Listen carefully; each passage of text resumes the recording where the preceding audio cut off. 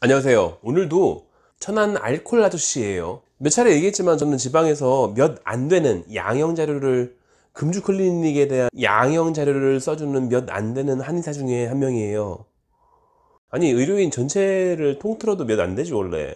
어쩌다 보니까 이 근처 그 변호사님들한테 강제로 교육받아가지고 그렇게 됐는데, 지난주에 오신 분 한 분이 묻더라고요. 왜 자기네 동네엔 없느냐?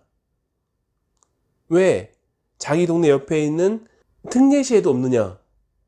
특례시도 없어가지고 광역시에 갔는데 광역시에도 없대.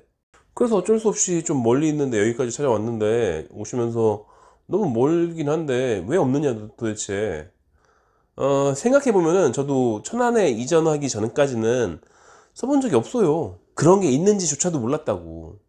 제 동료들도 마찬가지고 경험이 거의 없어요. 배우는 것도 아니야. 학교에서 의대든 한의대든 배우는 게 아니에요. 근데 그거 자체를 이해를 못하는 것도, 그것도 참 문제이긴 해요. 금연 클리닉은 찾기 쉽죠. 금연 클리닉은 보건소에도 해요, 그런 거는. 근데 그건 약만 처방 해주면 되는 거니까 그냥 의사 면허증만 떨어지는 순간에 다 써줄 수 있는 거거든. 그러니까 금연 클리닉은 되게 쉽지. 그런데 금주 클리닉은 여러모로 힘들다고. 첫 번째가 이미지가 되게 좀 문제가 있거든. 예를 들자면, 제가 이제 의료인들끼리 모여있는 단톡방이라는 게 있어요. 거기에서 금주 클리닉에 대한 얘기를 한번 던져본 다음에 어떻게 반응을 하는지 본 적이 있어요. 어떻게 되나? 그 결과가 이런 거예요, 이런 거.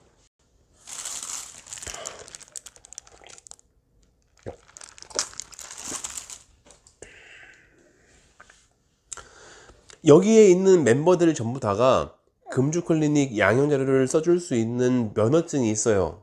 여러분들이 금주 클리닉을 원한다면 이 사람들한테 가가지고서 받는 거라고. 근데 대화 내용을 보면은 뭐 써본 적도 없고, 써주고 싶지도 않고, 쓰는 방법을 배우고 싶지도 않고, 음주운전자에 대한 인식은 다른 시민들하고 똑같아요. 지금 음주운전 때문에 우연히 이런 영상을 찾아보신 분들이 있으면은 뭐 AI가 연결시켜 줬을 수도 있죠. 그러면은 그런 분들은 자신이 첫 번째로 음주운전에 걸리기 전에 생각을 좀 더듬어 보시면은 본인들도 비슷했을 거예요. 다들 똑같이 욕했을걸. 아마 예비 살인자다, 살인 미수범이다, 그렇게 욕했을 거예요. 근데 내가 초범이 될 줄 몰랐겠지. 그리고 초범이 재범이 될 확률이 45%나 된다는 것도 잘 몰랐을 테고, 초범이 3진 이상 되는데 25% 정도가 간다는 거를 몰랐겠죠. 텔레비전에서 음주운전 하고서 뭐 누가 죽었내느니 어쩌는 이런 얘기 하면은 뭐 욕하고 그랬겠지. 이게 자꾸 옛날 생각이 안 나실 테니까 그래서 잘 모르실 테지만, 일반적인 현대의 사회적 인식은 음주운전자는 예비 살인자, 음주를 했지만 사람이 다치지 않았으면은 살인 미수범, 이런 게 요즘 인식이에요. 우리 때랑은 달라요. 우리 때는 경찰들이 회식하고서 술 마신 다음에 자기 집까지 차를 몰고 갔거든.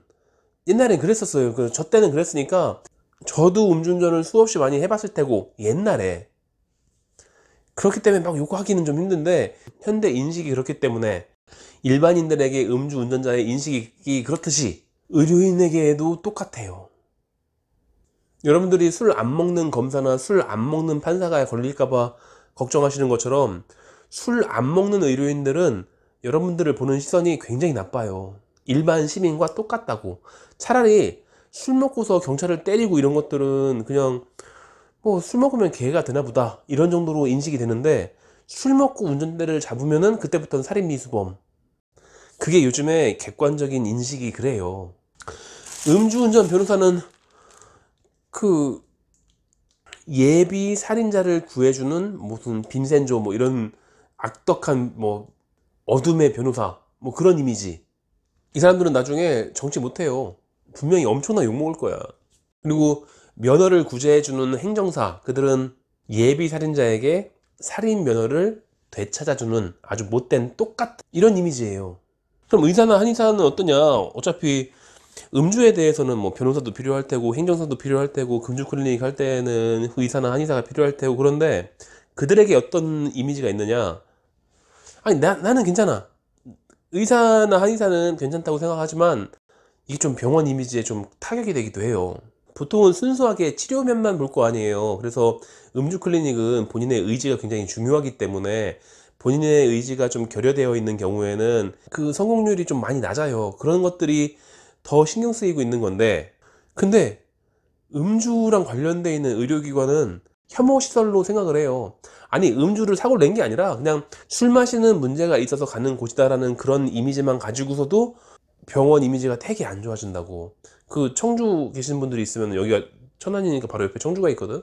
청주 계신 분들은 그 방서지구 거기 병원 때문에, 시끄러운 것 때문에 아시잖아요. 거기 주민분들은 가가지고 데모도 했을 거야 많이. 감히 우리 마을에 저딴 거를 세운다고. 그러니까 그냥 음주에 관련된 치료를 하는 것만으로도 혐오시설이 돼요. 근데 단지 내가 술을 끊기 위한 노력을 하다가 도움을 받아보려고 가는 데가 아니라, 술을 먹은 다음에 사고를 쳐가지고 거기에 대해서 뉘우쳐가지고 정말 술을 제대로 끊어보겠다, 돈을 들여서라도 술을 끊겠다라는 증빙을 하려고 그렇게 가명을 위해서 가는 곳이다 라는 소문이 돌면은 이미지가 정말로 안 좋아지겠죠. 그럼 이해가 되죠. 좀 저같이 좀 작은 규모의 병원이나 이런 데 같은 경우에는 광고 같은 것도 해본 적 아니, 지금 광고하고 있어요. 저도 소상공인이 어쩌고 해가지고서 뭐 한 달에 1,000원, 2,000원 이렇게 나가는 그런 광고가 있어요. 옛날에 114에 전화 걸면은 전화번호 알려주고 그런 거 있잖아. 그런 게 있거든. 그게 한 1,000원, 2,000원 이렇게 돼요, 한 달에. 그런 거 하는 거밖에 없지. 근데 다른 것 같은 경우에는 굉장히 많은 투자를 해요. 광고에 쓰는 돈이 어마어마하다고 여러분들은 상상을 초월해요. 제가 15년 전에 그때 선배님한테 얘기 들었는데, 광고비를 3천만 원 이하를 쓸 것 같으면 광고 하지도 말라고 그런 얘기를 하셨었으니까. 그렇게 수많은 병원들이 광고를 어마어마한 규모로 하고 있는데, 광고로 이미지를 올려놓은 다음에 음주 클리닉을 하는 순간에 다 깎아먹는 거지. 영업 측면에서 그런 거 하고 싶지 않죠. 그래서 안 하는 거예요. 여러분들한테 양형자료를 써주는 병원이라는 소문이 나면은 이미지가, 인터넷상의 이미지가 되게 안 좋아져요. 그 인터넷상의 이미지를 올려놓기 위해서 쓴 돈이, 지금까지 쓴 돈이 얼만데. 그렇기 때문에 상당수의 의료인들은 양형자료 같은 거 배우고 싶지도 않고, 쓰는 거 해보고 싶지도 않고, 그거를 가지고서 변호사님하고 연락해가지고서 이런 식으로 좀 뭐 조정해달라 이런 소리를 듣고 싶지도 않고. 아마 전국에 있는 의료인 중에서 금주 클리닉에 대한 양형 자료를 써본 분은 1%도 1%가 아니라 0.1%도 안 될 거라마. 전에 다른 원장님이 하소연하시는 걸 본 적이 있는데, 네이버가 로직이 계속 바뀌거든. 근데 옛날에 자기 홈페이지에다가 그 금주 클리닉에 대해서 옛날에 그 비만침, 뭐 금연침 이런 거 유행할 때가 있었거든. 그때 금주침에 대한 그 문헌적인 고찰 뭐 이런 거 해가지고서 뭐 간단하게 글을 적은 적이 있대요. 근데 어느 날 네이버 로직이 바뀌면서 그게 자기 글이 쫙 위로 올라가가지고 막 연락이 온대. 근데 그 원장님이 말씀하시는 게, 나는 이런 거 해본 적 없다고. 나는 그냥 옛날에 금연침, 금주침 이런 거, 비만침 옛날에 그런 거 많았거든. 귀에다 침 놓으면은 어떤 효과가 있을 것인가 그런 연구가 된 적이 있었는데, 그런 거를 적었을 뿐인데 갑자기 연락 와가지고서 뭐 그 치료를 받아줄 테니까 그 자료를 써달라고, 법원에 내야 되니까 양형 자료를 써달라고 하는데, 자기는 그게 뭔지도 모른다고. 이런 전화 좀 안 왔으면 좋겠다고. 대부분의 의료인들은 그 술 먹고서 뭔가 사고를 치기 전에 하던가, 아니면 술 먹고 사고 치고 난 다음에 법적으로 받을 죄값을 다 받고 난 다음에, 그 다음에 다시는 똑같은 짓을 벌이지 않기 위해서 치료를 받던가 이런 생각을 하는 거지, 이게 치료를 해가면서 뭐 법원에 준비를 하고 뭐 이런 것들은 생각도 못 해요. 그러니까 왜 금주 클리닉을 찾기 힘드냐라는 생각을 하기 전에, 술 먹고 운전을 한다는 게 생각보다 사회적인 인식이 굉장히 안 좋구나, 이거를 이해하셔야지 되는 거죠. 아니, 술 먹고 사람을 치면은 그게 더 큰 죄일 것 같은데 그거는 뭐라고 안 하잖아. 그거는 술 먹고서 개가 됐느니 이렇게 넘어가는데, 술 먹고 운전대를 잡으면은 사람을 친 것도 아니고 한 몇 미터 가다가 뭐 멈춘 것 뿐인데도, 그럼에도 불구하고 듣는 얘기는 예비살인자, 이렇게까지 안 좋게 본다는 거를 이해하고 있으면은 뭐 납득할 수 있죠. 병원들이 썩 좋아하지 않을 거라는 거를. 그래서 찾기가 힘드셨을 거예요. 대개는 그 각자 지역에서 하시는 분들 중에서 몰래 하고 있는 분들도 많이 있을 거예요. 왜냐면은 그 동네에도 법원이 있을 테니까 거기에 있는 변호사님들도 뭐 보냈겠죠, 어딘가로.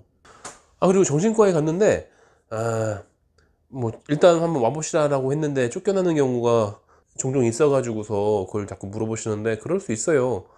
정신과에서 알코올 의존증에 대한 병을 치료한다고 할 때에는 해당 점수가 있거든. 그 해가지고서 한방에서는 이 사람이 알코올 의존증이나 알코올 중독이 아니라고 할지라도 술을 끊기 위한 노력을 도와줄 수 있는 약물이나 침이나 이런 거에 대한 연구와 보고가 되어 있지만, 근데 알코올 중독도 아니고 알코올 의존증도 아닌데 근데 거기에 대해서 뭔가 치료약을 투여를 하거나 상담을 하거나 이런 거는 조금 어색하죠. 그래서 이 사람이 정신병이 있는지 없는지를 구분해 가지고, 정신병이 있으면은 알코올 의존증에 대한 치료를 하고 진단서를 써주고 이런 거죠.